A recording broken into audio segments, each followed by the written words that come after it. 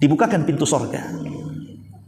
Jadi kalau ada seorang mukmin masuk ke dalam kuburan, kemudian ditanya, dia bisa menjawab, kemudian Allah berikan rekomendasi tentang kejujurannya dan mengatakan, ang sadaqa abdi, hambaku telah benar, apa yang terjadi? Maka Allah katakan dalam hadis Nabi SAW, waftahu lahu baban minal jannah, bukakan pintu sorga, hadapkan ke dalam kuburnya. Subhanallah, belum masuk sorga, tapi sorga sudah dibukakan, pintunya dihadapkan ke dalam kuburannya. Makanya Utsman bin Affan radhiyallahu anhu, kalau diceritakan neraka biasa-biasa saja raut mukanya, tapi kalau diceritakan tentang kuburan bisa menangis Utsman.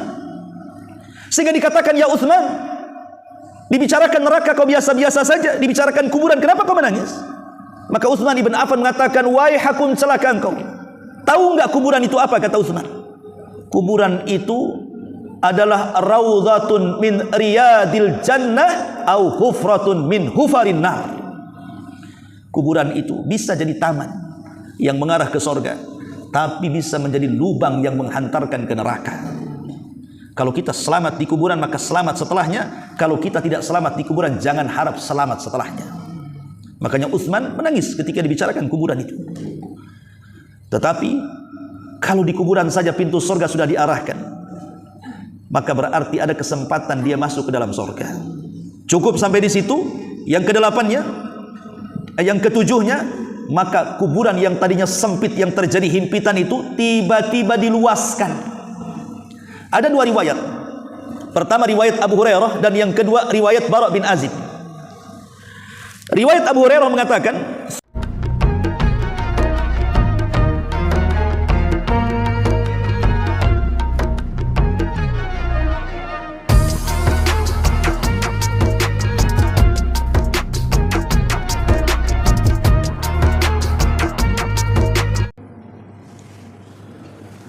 Bismillahirrahmanirrahim. Assalamualaikum warahmatullahi wabarakatuh.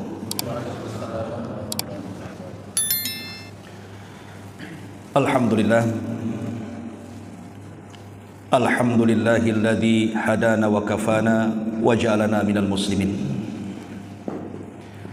Asyhadu an la ilaha illallah wahdahu rabbi la syarika lah, wa asyhadu anna Muhammadan abduhu wa rasuluhu alladzi la nabiyya ba'dah. Wa qala Allahu azza wa jalla, ya ayyuhalladzina amanu taqullaha haqqa tuqatih wa la tamutunna illa wa antum muslimun, amma ba'du. Hadirin dan hadirat, ibu, bapak, saudara dan saudari sekalian yang dimuliakan Allah Subhanahu wa taala. Alhamdulillah, setelah kita melaksanakan kewajiban Allah, salat maghrib berjamaah, malam ini kita bisa bermuajah untuk bertalabul ilmi, dan saya ucapkan jazakumullah khairan kepada penyelenggara kajian di malam hari ini sudah mengundang saya kemari. Adapun tema yang kita akan bahas di malam hari ini, tema seputar kematian. Ma'asyiral muslimin rahimakumullah. Untuk memulai tema ini, saya akan membacakan sebuah syair. Seorang penyair mengatakan, tazawwad minat taqwa fa innaka la tadri idza janna laylun hal ta'isu ila al-fajr. Wa kam min sahihin mata min ghairi illatin, wa kam min alilin asha hinan min ad-dahri. Fakam min fatan amsa wa asbaha dhahikan wa qad nusijat akfanuhu wa huwa la yadri. Wa kam min saghirin yurtaja tulu umrihi wa qad udkhilat ajsamuhum zulmatal qabri. Wa kam min arusin zayyanuha li zawjiha wa qad qubidat arwahuhum lailatal qadri. Seorang penyair mengatakan, tazawwad minat taqwa fa innaka la tadri idza janna lailun hal ta'isu ila al-fajr. Berbekalah ketakwaan, karena sesungguhnya engkau tidak tahu jika malam telah tiba, apakah engkau masih bisa hidup hingga waktu fajar. Wa kam min sahihin mata min ghairi illatin. Berapa banyak orang-orang yang sehat kemudian meninggal tanpa didahului sakit. Wa kam min alilin asha hinan minad dahri. Dan betapa banyak orang yang sakit yang masih bisa hidup beberapa lama. Fa kam min fatan amsa wa asbaha dhahika wa qad nusijat aqfanuhu wa huwa la yadri.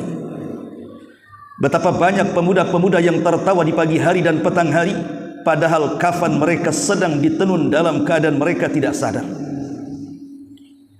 Wa kam min sigharin yurtaja tulu umrihi. Berapa banyak anak-anak yang diharapkan panjang umurnya. Wa qad udkhilat ajsamuhum zulmatal qabri. Padahal tubuh mereka telah dimasukkan dalam kegelapan kuburan. Wa kam min arusin zayyanuha li zawjiha. Betapa banyak mempelai wanita yang dirias untuk mempersembahkan kepada mempelai laki-laki. Wa qad udkhilat wa qad qubidat arwahuhum lailatul qadri. Padahal ruh mereka telah dicabut tatkala datang malam Lailatul Qadar. Perhatikan bait-bait syair ini. Bait-bait syair ini menunjukkan kepada kita bahwa kullu nafsin dha'iqatul maut. Setiap jiwa itu pasti disentuh dengan kematian. Tidak ada manusia yang tidak disentuh dengan kematian. Makanya kenapa Adam alaihi salatu wassalam harus diturunkan dari sorga ke bumi supaya disentuh dengan kematian. Sebab kalau Adam tidak pernah ke bumi, tetap di sorga, selamanya Adam tidak akan mati. Padahal setiap jiwa itu harus mati, dan Adam itu bagian daripada jiwa. Ma'asyiral muslimin yang dimuliakan Allah Subhanahu wa taala. Abu Bakar Siddiq radhiyallahu an, ma'ruf, seorang sahabat Nabi. Orang terbaik setelah Nabi sallallahu alaihi wasallam itulah Abu Bakar Siddiq. Menjelang wafatnya, putrinya Aisyah Ummul Mukminin radhiyallahu anha membacakan bait-bait syair, di mana bait-bait syair yang diungkapkan oleh Ummul Mukminin Aisyah itu mengungkapkan tentang kesedihan akan ayahnya Abu Bakar. Tapi Abu Bakar mengatakan, tidak pantas engkau mengucapkan syair-syair itu. Tapi katakanlah, wajaat sakratul mautu bil haq dzalika ma kunta minhu tahid. Apabila sakarat kematian itu sudah datang, maka tidak mungkin dihindarkan. Itulah yang membuat orang lari darinya. Artinya sekelas Abu Bakar Siddiq radhiyallahu an, manusia mulia, disentuh dengan kematian. Umar bin Khattab radhiyallahu an, saat detik-detik wafatnya dia mengatakan kepada Ibnu Umar putranya, letakkan kepalaku di tanah. Letakkan kepalaku di tanah, kata Umar. Celaka kalau seandainya Umar meninggal dalam kondisi tidak baik. Bahkan Umar ibn Abdul Aziz, cicit daripada Umar bin Khattab radhiyallahu anhu, saat wafat, detik-detik wafatnya dia mengatakan kepada orang-orang di sekitarnya, hantarkan aku ke kuburan. Dia ingin sebelum meninggalnya melakukan ziarah kubur. Setelah kemudian dipapah dan dibopong sampai ke areal kuburan, dia pun menangis. Kemudian Umar bin Abdul Aziz mengatakan, ya man la yazulu mulkuh irham man qazzala mulkuh. Wahai zat yang tidak pernah hilang kekuasaannya, kasihilah, sayangilah atau kasihinilah hambamu yang telah hilang kekuasaannya. Wahai zat yang tidak pernah hilang kekuasaannya, sayangilah kepada zat yang telah hilang kekuasaannya. Kalau manusia-manusia mulia ini disentuh dengan kematian, bahkan lebih daripada itu para nabi dan rasul disentuh dengan kematian, apalagi kita yang bukan nabi, bukan sahabat, bukan pura ulama, maka jelas kematian itu akan menyentuh siapapun. Makanya dalam bait syair ini dikatakan berapa banyak orang-orang yang sehat kemudian meninggal tanpa didahului sakit. Tapi betapa banyak orang-orang sakit juga tidak mati-mati, justru diberikan usia panjang pula dia. Terlihat di masyarakat kan ada orang yang menjaga orang sakit. Anggaplah orang sakit ini stroke berkepanjangan, tidak sembuh-sembuh. Yang menjaga lebih mati duluan dibandingkan yang dijaga. Dan itu banyak tuh. Makanya di sini dikatakan betapa banyak orang yang sehat kemudian meninggal tanpa didahului sakit, tetapi banyak orang sakit tak mati-mati pula dia. Karena memang sakit itu bukan tanda kematian. Ingat, sakit itu bukan tanda kematian. Walaupun umumnya kematian itu diawali sakit, tapi sakit bukan tanda kematian. Banyak orang sehat mati dan orang sakit pula lama matinya. Atau dikatakan fakam min fata amsa wa asbaha dhahikan wa qad nusizat akfanuhu wa huwa la yadri. Berapa banyak pemuda-pemuda yang tertawa di pagi hari, tertawa di petang hari, dia tidak sadar kain kapan sudah ditenun kepadanya. Saya teringat waktu corona kemarin, saya ingat ada satu kawan itu, orangnya suka olahraga di pagi hari, suka lari, sehat jasadnya itu. Tiba-tiba kemudian ketika pemerintah mewajibkan vaksin, divaksin dia, vaksin pertama, malamnya demam, besoknya pula mati. Padahal dia lebih sehat dibandingkan saya. Saya jarang olahraga, dia suka olahraga. Dan dia pantang makanan-makanan sembarang masuk. Padahal paginya ngobrol dengan saya, ngopi juga di warung itu. Besok pula dia sudah dikafani. Inna lillahi wa inna ilaihi raji'un. Wa kam min sigharin yurtaja tulu umrihi wa qad udkhilat ajsamuhum dzulmatal qabri. Bahkan anak-anak, bayangkan, baru lahir, harusnya dia akan panjang umurnya karena dia baru lahir. Harusnya orang-orang yang sudah tua, nenek-nenek, kakek-kakek, itulah yang mati duluan. Tapi betapa banyak anak-anak kecil yang diharapkan panjang umurnya, rupanya mereka lebih dulu dimasukkan kuburan dibandingkan kakek neneknya. Itulah kullu nafsin dha'iqatul maut. Kematian itu menyentuh siapa saja, mau bayi, mau anak remaja, mau orang dewasa, mau orang tua. Kematian akan menyentuh siapapun yang memiliki jiwa, karena setiap jiwa itu disentuh dengan kematian. Pertanyaan pun muncul, kenapa Allah Subhanahu wa ta'ala menciptakan kematian? Apa hikmah di balik kematian itu? Yang pertama, hikmah di balik kematian itu, Allah ingin menunjukkan qudratuhu, kekuasaannya, bahwa dia bisa saja menghidupkan dan mematikan. Di mana di antara kuasa Allah Subhanahu wa ta'ala ketika menciptakan manusia, mulai dari lemah, bayi lahir itu lemah, kemudian mulai menguat sampailah kuat sekali.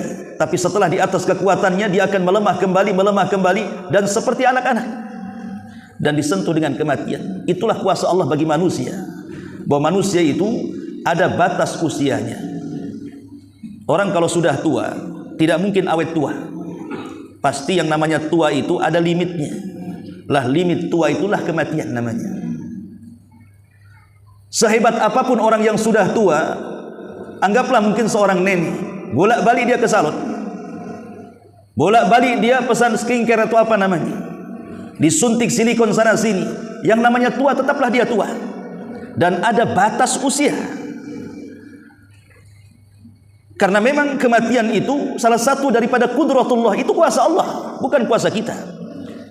Kita pengen dipanjangkan umurnya, tapi Allah tidak berkehendak seperti itu.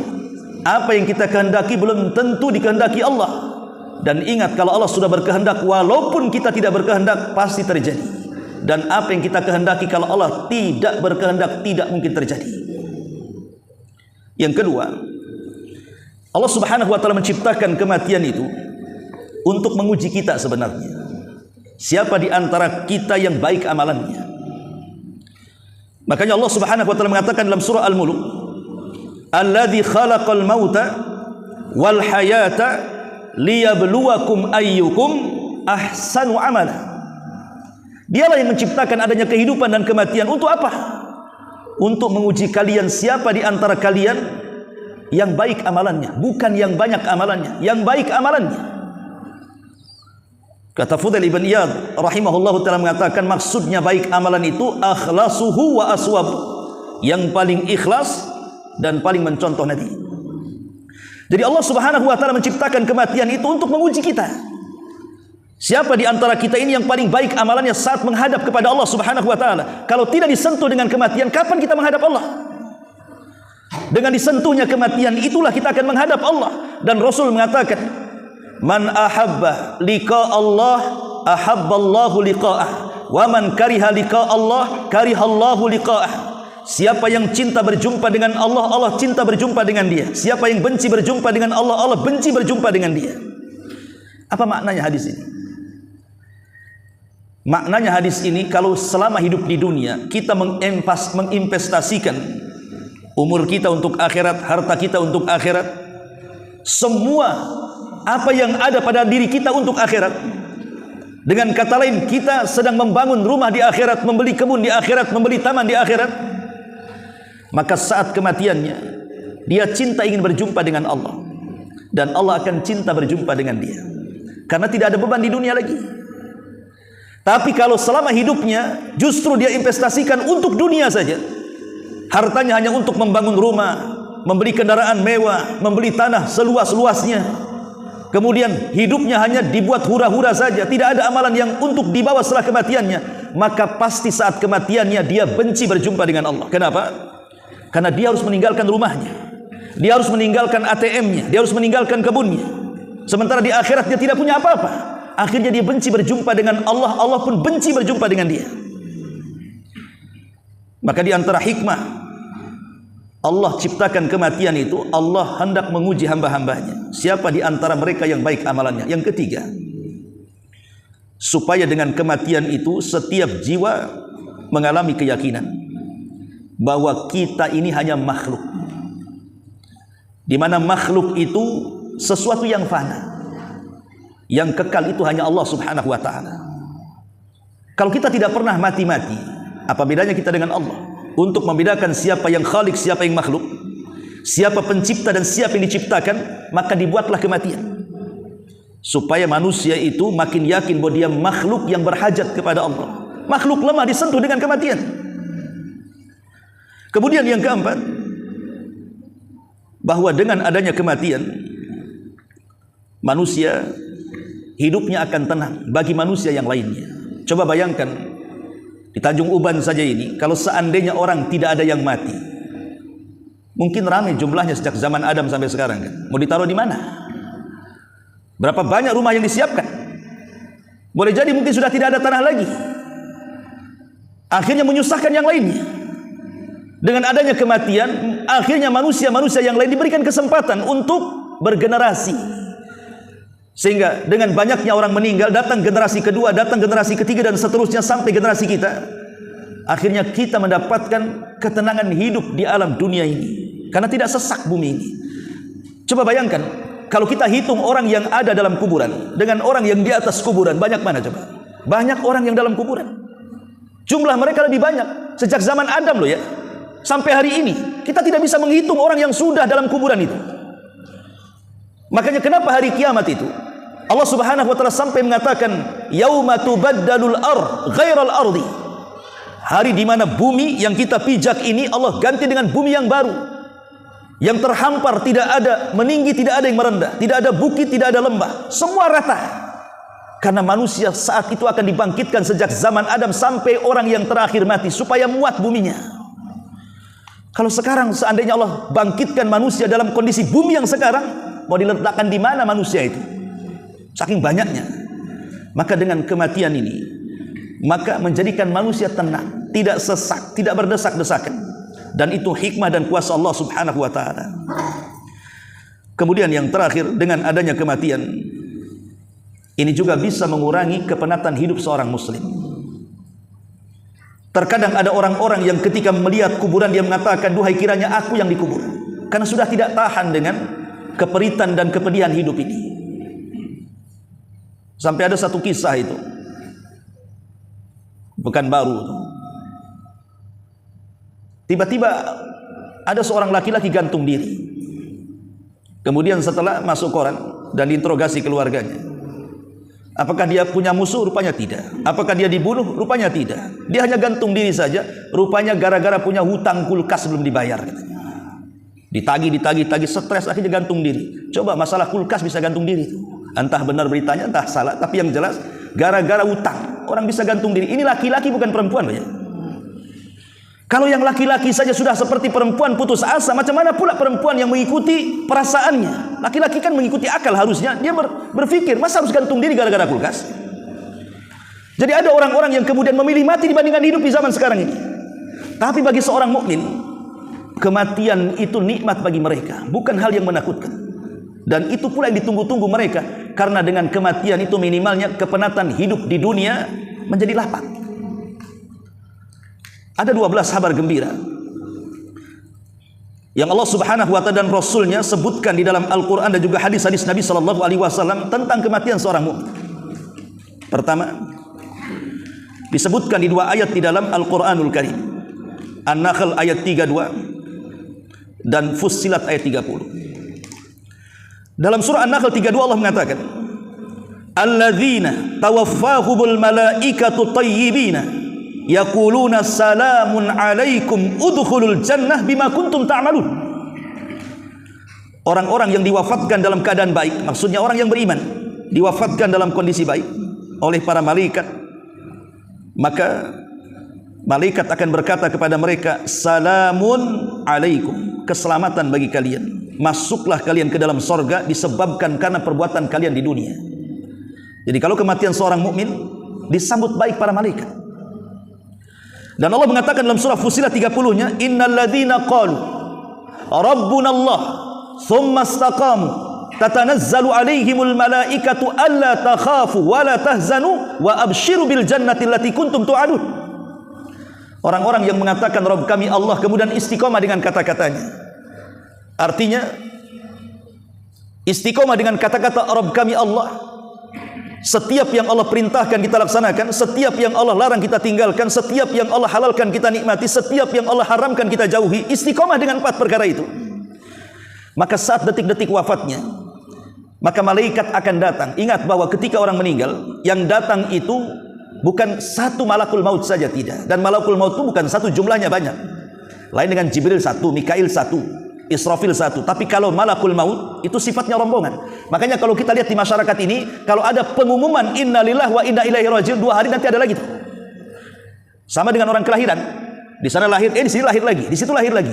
Lah kematian juga kadang-kadang musiman tuh. Dan tidak mungkin satu malakul maut sibuk mencabut di sini, habis itu nyabut di sana pula. Tidak. Macam mana satu dunia ini serentak mati, apa enggak sibuk tuh malakul maut tuh.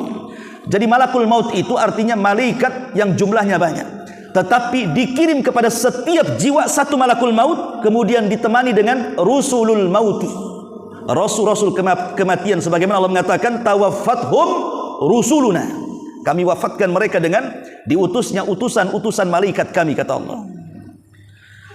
Karena malakul maut itu tugasnya hanya mencabut nyawa saja dia. Jadi yang berperan itu adalah rusul kematian.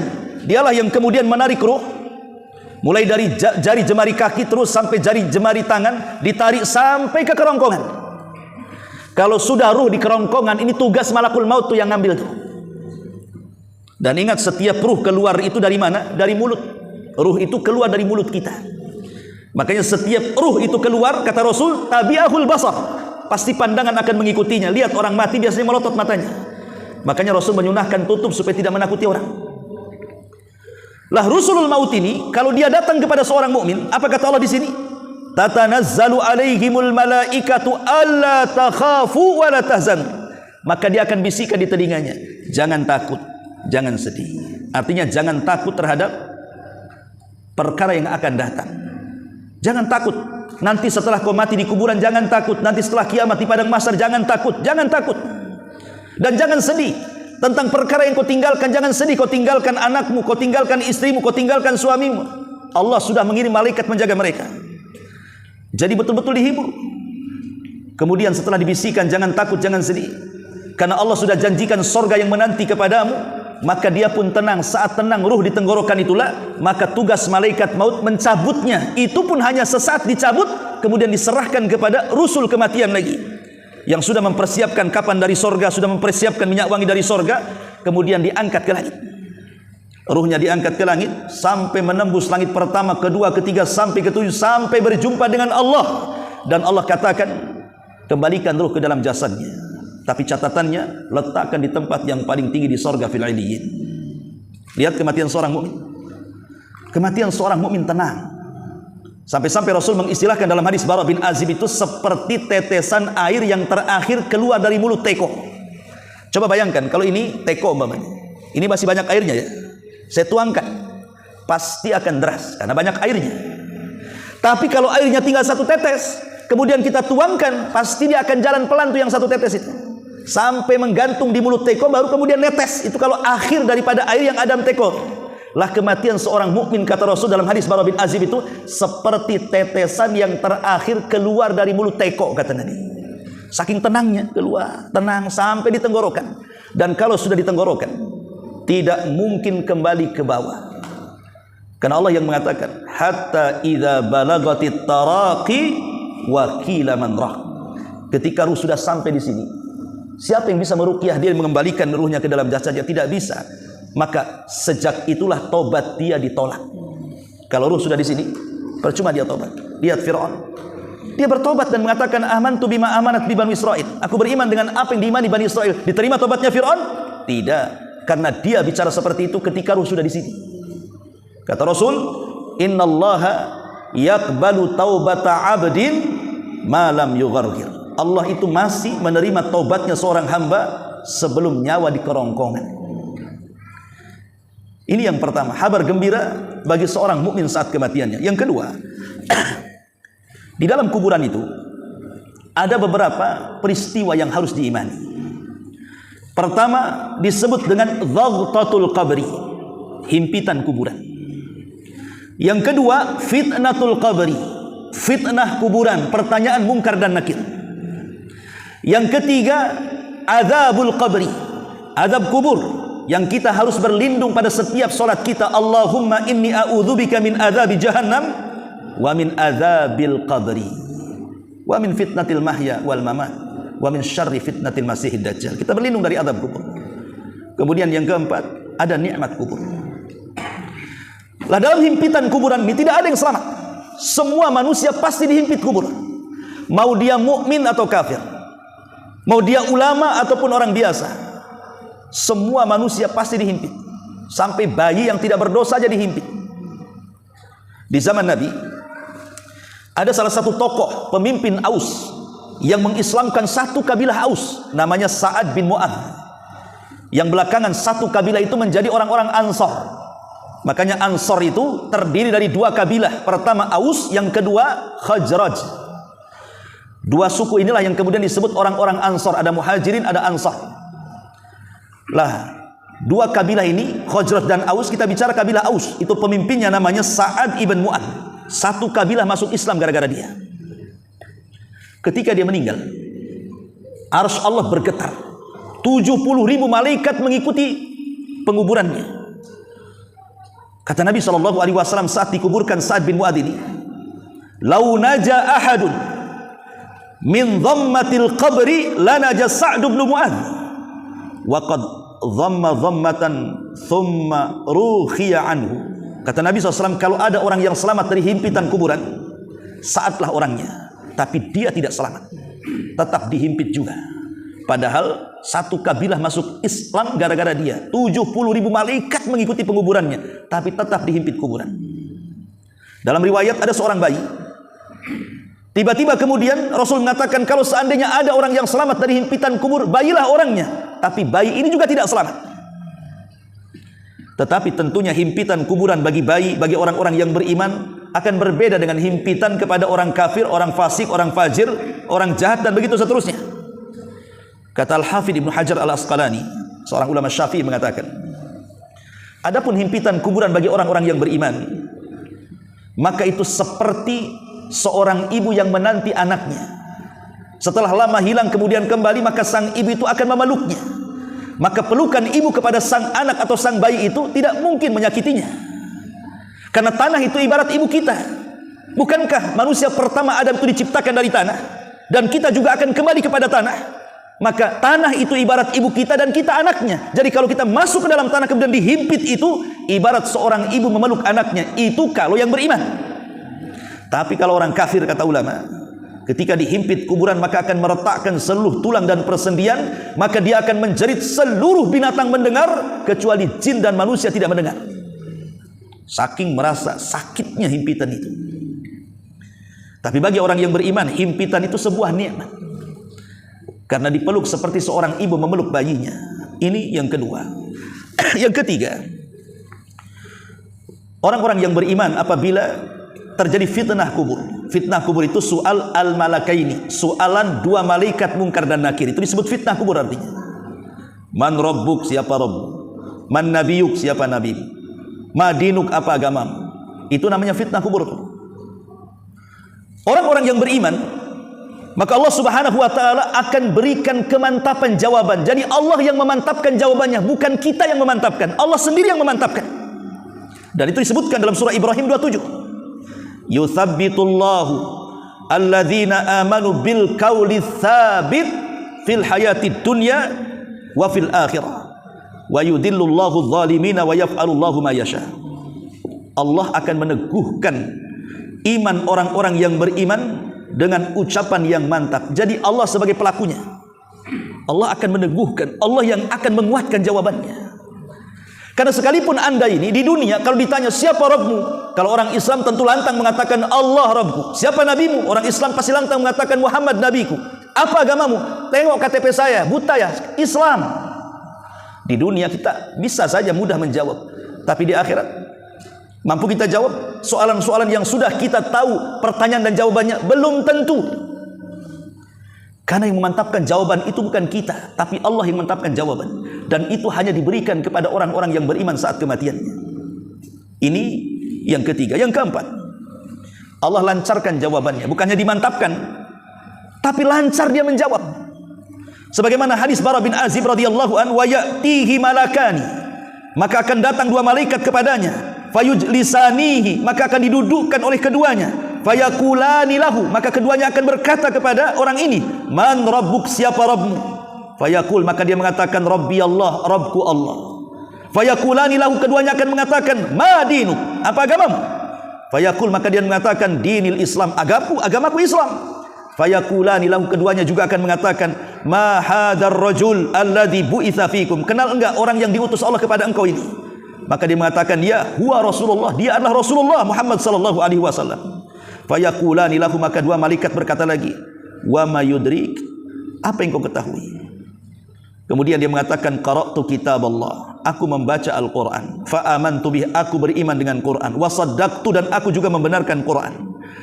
Maka ketika itu Allah mengatakan ang sadaqa abdi, hambaku telah benar. Lihat lancar jawabannya. Kita saja kalau ada orang yang lancar jawabannya, memang orang ini cerdas ya. Maka Allah berikan kecerdasan, kelancaran jawaban. Tapi tidak semua orang mampu lancar dalam jawaban. Ada orang yang dibentak malaikat siapa Rabbu, dia tidak bisa berkata-kata kecuali mengatakan la adri, aku tidak tahu, aku tidak tahu.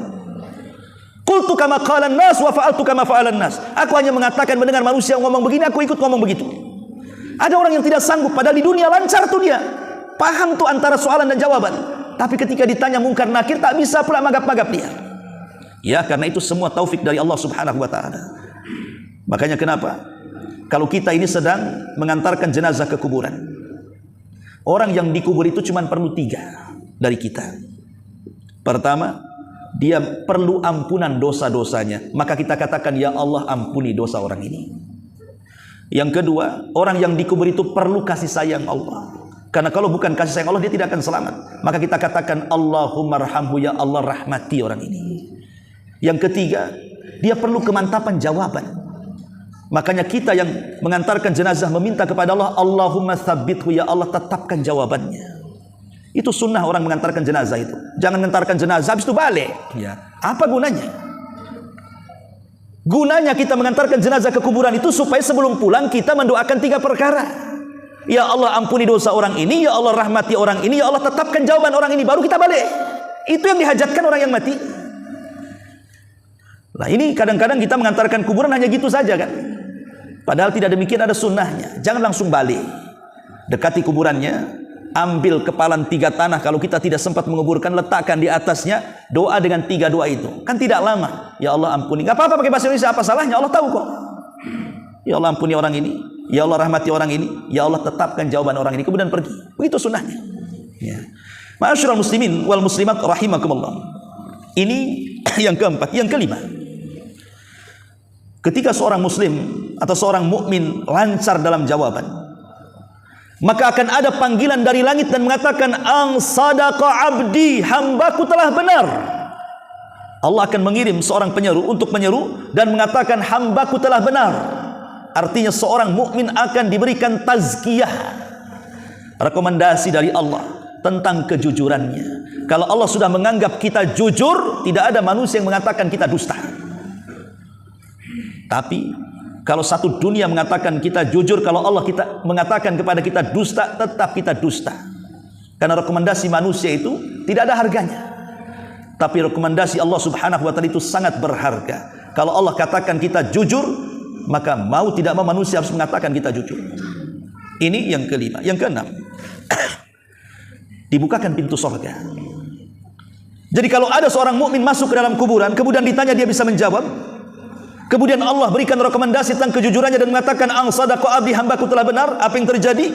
Maka Allah katakan dalam hadis Nabi SAW, waftahu lahu baban minal jannah, bukakan pintu sorga, hadapkan ke dalam kuburnya. Subhanallah, belum masuk sorga, tapi sorga sudah dibukakan, pintunya dihadapkan ke dalam kuburannya. Makanya Utsman ibn Affan radhiyallahu anhu, kalau diceritakan neraka biasa-biasa saja raut mukanya, tapi kalau diceritakan tentang kuburan bisa menangis Utsman, sehingga dikatakan, ya Utsman, dibicarakan neraka kau biasa-biasa saja, dibicarakan kuburan kenapa kau menangis? Maka Utsman ibn Affan mengatakan, waihakum, celaka engkau. Tahu enggak kuburan itu apa? Kata Utsman, kuburan itu adalah raudhatun min riyadil jannah au hufratun min hufarin nar. Kuburan itu bisa jadi taman yang mengarah ke sorga, tapi bisa menjadi lubang yang menghantarkan ke neraka.